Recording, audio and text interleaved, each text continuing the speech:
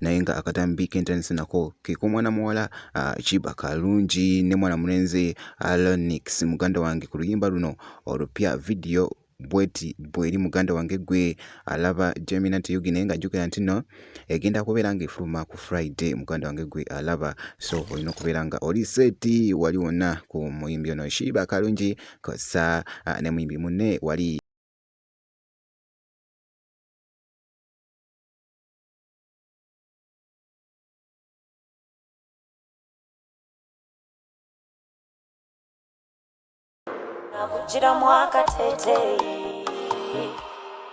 Yes muganda wange gwe andaba alaba Gemina Yugi ng'akatambi k'enkutte ak'okubiri ke k'omwana muwala Cindy Sanyu anti wali company wali bayite ba anti Porridge bamuwadde munange wali gift pack ya muwala we wali wonna nga mweno paaka mubeeramuko ebirungo eby'abaana bingi omuli soya kosa obuwunga obw'emberenge kosa ate muganda wange n'ebirungo wali ebirala. Olwaleero njagadde nkyekingeko ku muyimbi Cindy Sanyu naye nga gyali aliikirira ya muganda wange, so ngenda kubeera nga nsooka nkuwemuko kana akatambi k'omuyimbi ono Cindy Sanyu olabe nga bwe yabadde omusanyufu wali wonna ate njoke nkuzze.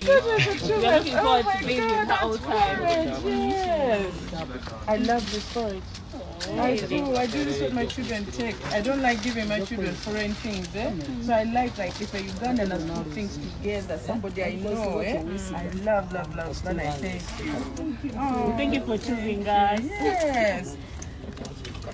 Wabaddewo update wali etambula ku mukutu nga Facebook, TikTok kosate n'emikutu emirala muganda wange gwe alaba Gemina Yugi ag'omwana muwala Chosen Becky ne muwala we wabeeredde wali omulwadde nga ali bubi nnyo muganda wange gwe naye nga akatambi omuyimbi Chosen Becky avuddeyo ku wali nasaayo ku mukutu gwe n'ategeeza nti no muwala we agenze atereera era nga ke kakatambi nga bw'okalaba muganda wange mwana muwala ono Chosen Becky nga muwala we nga alaga nti nno ali mu mbeera nnungi muganda wange gwe alaba era nga bw'omulaba mu katambi nga kati ali mu kusambira waggulu muganda wange nga janzi gwe alaba Gemina Yugi. So bwe kityo muganda wange kansoke ate nkomewo muganda wange tovaawo.